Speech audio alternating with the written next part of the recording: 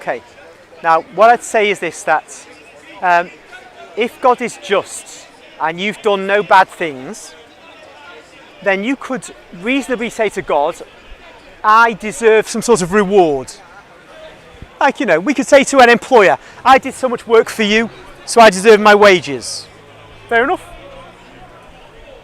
And you can say, right, I give you life, and I ensure you can get food, and you were born and raised in England, one of the best countries in the world. The greatest country in the world, we could say. You've had your reward.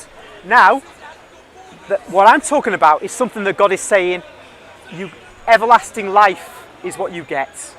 Now, to get everlasting life, there's nothing you can do, no matter how good you are, that can merit everlasting life. Because all you can do are finite things. Me too.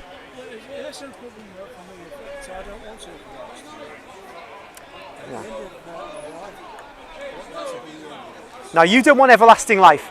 Here's where God doesn't give you everything you want.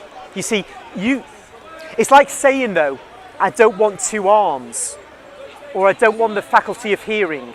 You are what you are. You are a person, a human being. You say, I wish I were a dog. I'd be covered with fur. I wouldn't have to dress every morning. And other things, right? But you're made a human being, and that's the constraint under which you have to operate. And being a human being means you have an immortal soul. And so you will either be in everlasting life or everlasting damnation. God wants you to have everlasting life. That's what you're made for. You're not made just to eat and so on, because you've got this soul which is immortal. So he's made you for the purpose of everlasting life. And this 70 or 80 years or whatever it is just a stage. So, with everlasting life, you need to be, watch out, it's alright, with everlasting life, you have to get something that you can't get through your own merits, because you only do finite things.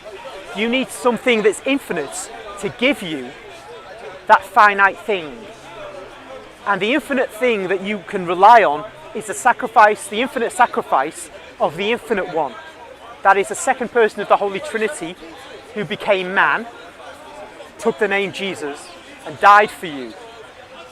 Through accepting that second person of the Holy Trinity as your Lord, you're accepting the whole Trinity as your Lord, and by living in accordance with the will of the Trinity, and uniting yourself spiritually with that Trinity through the Mass, the Eucharist, receiving his body and blood, you then, being one with God at the end of your physical life, can be joined to God forever.